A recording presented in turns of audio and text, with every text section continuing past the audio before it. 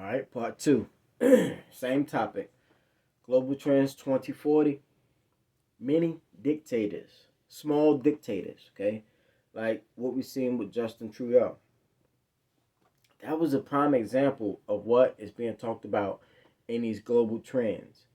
That uh, people are protesting because the solutions that they want to bring is harming those who have not been able to progress with the time. And it's usually a lot of this is going to come from, when I say older generation, I'm really talking about, I don't want to say older generation, because if you 50 to 60, you still productive. You should at least still be productive. But you got a lot of people who tried to retire in 2019 to 2020. They try to retire. And if 2023 is going to be the change, it's going to be the ending change of the world economic system as we have it now. If that's going to be the change, the January 2023, if that's going to be the change, then those who were waiting to have their pensions and funds and all this other stuff available for them, it may not be available for them. In fact, that's going to cause a major divide between the haves and the have-nots, or the have and the have-yachts. Okay, you'll have, and you can see this on the chart as well, but you'll have the middle class, the rich, super rich, and the poor. Now, the poor, I'm also going to say the working poor. Okay, you'll have these four categories opposing one another, operating against one another. And the super rich is going to be mad at the middle class, because the middle class is not supporting the rich, and the rich is not getting super rich because they struggling, they are hindering the poor and the worker. And then you also have climate change in the background.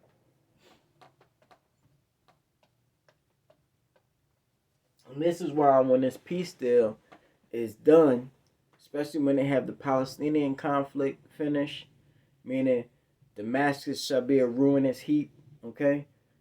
Listen, the reason why Damascus shall be a ruinous heap is because Hamas is in Damascus. And we have to see that Iran, they may not have this deal, especially if Russia just got in here. Now, the United States is running around talking about, oh, this doesn't change the terms, it doesn't change the effect. The United States is not even at the table with Iran. They're going through mediation between others. That's a divide there. The Most High says, I will prepare a table before your enemies. I'm paraphrasing. Table, right? And this is one of the books in the Quran. You should read it. It also goes into the table of Abraham. You have the three Abrahamic faiths, so-called. Put that in so-called, right?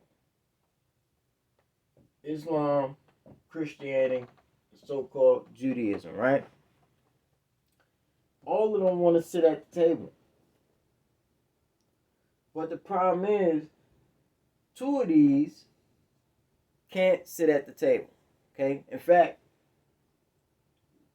they have a problem sitting at the table because they are divided, right? Sunni, Shia in the Islam camp, Orthodox and political in the Judaism camp, East and West in the Christian camp. So you got at the table people who are divided in these areas. And this is where the Vatican comes in to sit down at the table.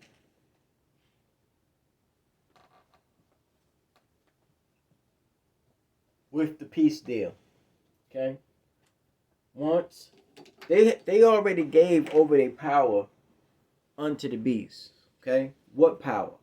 The power in this time, was from the time of Saudi Arabia to when Kissinger went over there to Saudi Arabia and made the deal, petrodollar, right? The oligarchs of the oil industry, the fossil fuel industry, went and sat down with Pope Francis. I think that was back in 2008. I think that's when it was. I have to look at the picture again, but you can Google it. Vatican sits down with the oil industry. Okay. They sat down and they made an agreement with the Pope that they will tackle climate change, that they will reduce fossil fuels. They made an agreement with him. That's why he came out with the encyclical Laudato Si.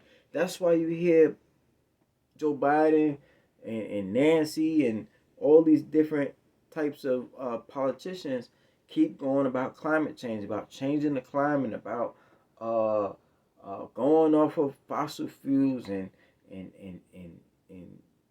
taking care of the environment. This is coming from Laudato Si. It's the Pope's encyclical. You have a lot of Catholics who are in public policy right now, especially in the Supreme Court. You have a lot of Catholics in the Supreme Court. So, I say that to go into the economic sphere because Joe Biden will be the one who, well, I won't say he will be the one because he may or may not be the one, but on his watch, his term, whether he survives the whole term or not, during his time, the answer will have to be whether you can be chipped or not, whether the state craft or the state corporations have a overarching, it's not the term that they use, but have a interest in having you chipped. Okay, not only chipped, right, but also having electronic currency. And it's going to be a problem with that because a lot of people are not going to want to be invasive. They haven't put in a policy of fair